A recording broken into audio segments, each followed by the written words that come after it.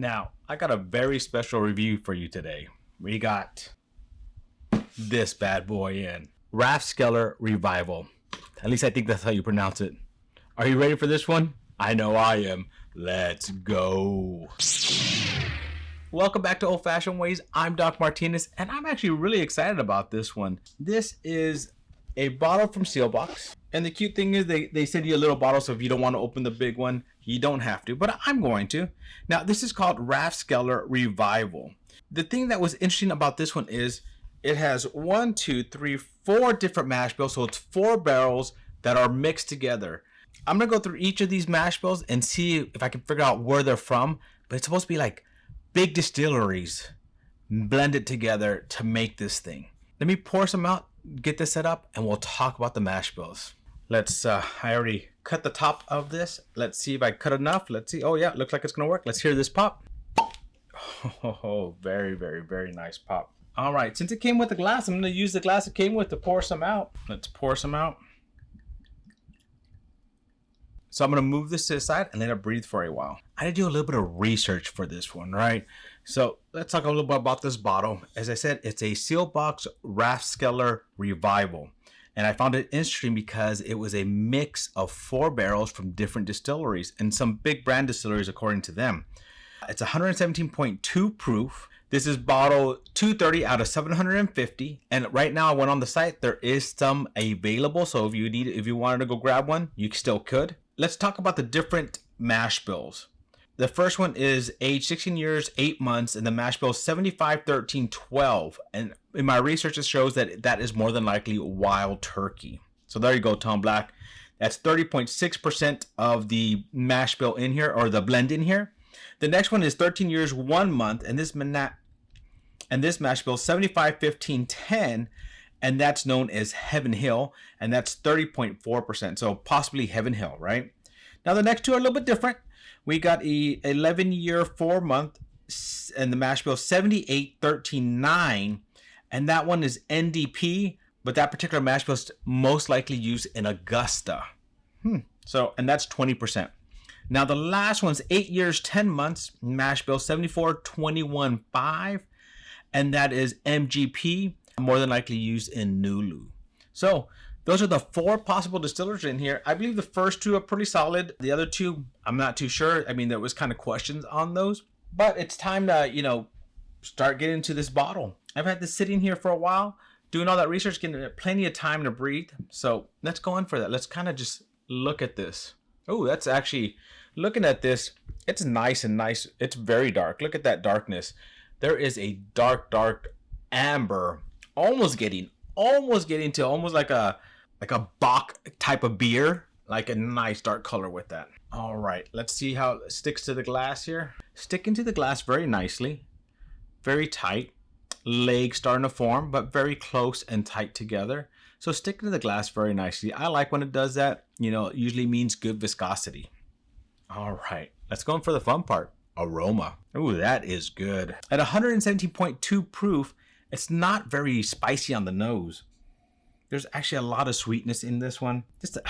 This reminds me a little bit of Master's Keep Wild Turkey Beacon, where I felt like the nose had everything you want in a good bourbon. You get some chocolate notes, you get the caramels, you get those vanillas. There's some age in this, and you can smell that. That sweetness comes across really nicely. Creme brulee. Whew, I like when it has a creme brulee. Making my mouth, I'm already starting to drool. The nose on this is magnificent. It is a great, great nose. Ooh, I'm loving this nose. All right, I'm gonna give that nose. That's probably one of the best noses I've had, and I've had a few. Recently, there was another one that I can't remember which one it was, but it had a really good nose as well. I'm gonna give that nose, the Aroma, 9.5. All right, my mouth is already drooling. Flavor, let's go for that first sip. Comes across the tongue a little bit spicier than what the nose would hint, but it's not overly spiced. Already getting a Kentucky hug, so I'm feeling that hug going down. Hit that palate, kind of shocked a little bit because I was a little bit spicier than I was expecting, but lots of flavors that went through really quickly because my brain was trying to catch up and adapt. So for that initial flavors, I didn't get to catch a lot of it. It was a lot going through there. I probably should have had a warm-up pour before I did this one, but I really just wanted to taste this one for what it was, right? So for the initial taste, because of all that, and it kind of threw me off, I'm gonna have to give that a 7. But this is where the fun part. the complexities. Let's see. I'm gonna leave this in the tongue, leave it on my tongue a little bit longer, kind of just let it sit there and kind of go in for it and see what I can pull out. Now that second one, more flavors, spicy notes there. It almost reminds me of a little bit of a Four Roses with that little bit of spice, but then all that flavor at the end. So this one has a lot of flavor coming through. Initially, that spiciness hits you. And actually, there's a very nice creme brulee, plum flavor right now. Some chocolate, like the 60% dark chocolate. Not overly dark, because I don't like that bitter note, but a nice one in there with some sweet caramel. So like if you get those chocolates with the caramel inside, that you're getting some of that flavor in there as well. But there's that, as I said, that kind of a fruity kind of plum note there as well that I like. Complexity wise, it did go through a lot. It went through it kind of fast, but it was actually complementing each other and not one fighting over the other. So that was actually a very, very nice blend on that. So for complexity, I'm actually going to give that an 8.5. Mouthfeel. Let's go for that mouthfeel. See, every taste is opening up and getting better. Oh, that was nice. So the mouthfeel it's a little spicy on the tip, coats the mid palate, coats the roof of the mouth. Nothing in the back of the tongue, but I do get, every time I'm drinking this, I do feel that hug going down. There's some viscosity. It's sticking to that, especially that mid palate and the roof of the mouth.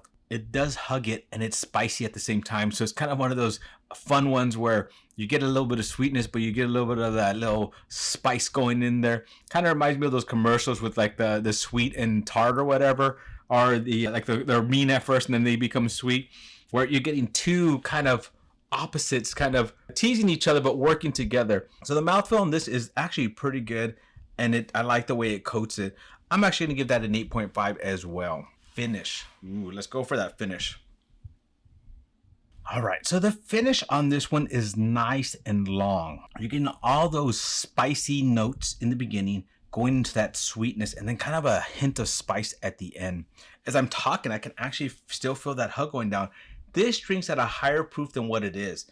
I feel if I were to guess at this, I would think this is closer to like 135, almost a hazmat, but not quite there. It doesn't drink at that 117, but I'm not saying that's a bad thing either. The finish lasts a long time. You do get all those notes that I was talking about earlier, that, you know, the dark notes, the plum notes, and there's a nice, now some of that age is starting to come through. I'm tasting some of that oakiness without a lot of tannic, and I like that. I like that I'm tasting that age in there, and it's just sitting on that mouth for a long time. This whole time I've been talking, from that last sip to now, it's still a nice strong finish in the mouth. It's not only a hint, and as I talk I can just feel it. It stays there nice and long. So actually for the finish, I'm gonna give that a 9. Would I buy again? Now this bottle is $3.99.99. That's what it is on sale box, and if you were to go buy it right now, that's what you get it for. It's a very interesting bottle. That day that this came out, I wasn't planning to buy anything. I was trying to behave. I was trying to, you know, not buy anything, you know, but it came out and it caught my attention because of the fact that they're using all these major distilleries and blend them together. Like there's instead of distilleries working against each other, it's like they came together and married and became, and this is the baby that it came out with it, right? And that caught my attention, especially, and I didn't know what the mash bills were. I ordered it because I thought it'd sell out pretty quickly, so I wanted to order it. This is one of those where I do call my wife. I talk to her, hey, there's this bottle I really want.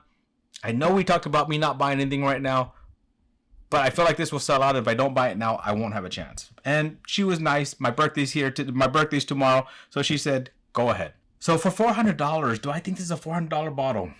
I think it's pretty damn close. Well, I guess not that close. In my head, I keep thinking 250, right? You got 16 years, 13 years, 11 years, and 8 years all mingled together. You got Wild Turkey, Heaven Hill, NDP, and MGP. It's unique. It's different. It's something I'm glad I did buy one time. Would I buy again?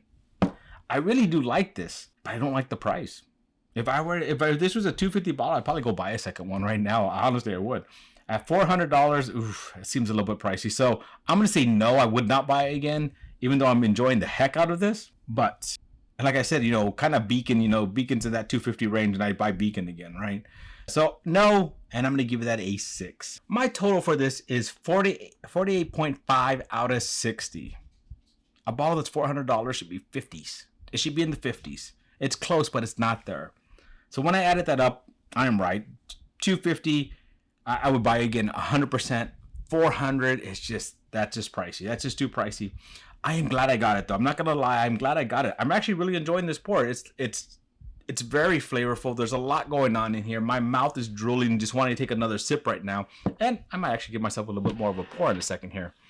And I'm glad I have the little bottle there as well. It's an interesting, unique pour, and I'm glad to have it on my shelf. So when friends come over, if they want to, my whiskey friends, my friends who honestly are going to enjoy whiskey, not somebody who doesn't drink whiskey or drinks whiskey and Coke. Nothing wrong with that. I'm not saying there's anything wrong with that. But if somebody who's a whiskey connoisseur would probably really enjoy this, right? So I'm glad I have it, especially to share. And in talking about that, anytime I do a review, I like to share. So I want to know, this is the first time I've ever seen it where they have like these big distillery blend together. I'd never seen that before. Had Sealbox done that before and I just missed it? I don't know, but I found that very interesting. I thought that was pretty cool. So if you've seen that, let me know. And have you tried it? And if you did, what did you think about it? Pretty cool that I think it's Heaven Hill and Wild Turkey. I think those are, two unique distilleries to put together. That's kind of fun. But if you want a chance to win a sample of this, in the bottom put hashtag RathsKellar. RathsKeller. All right. Well, my friends, thank you for joining me again on another journey down my whiskey rabbit hole. To our next journey, my friends. Cheers.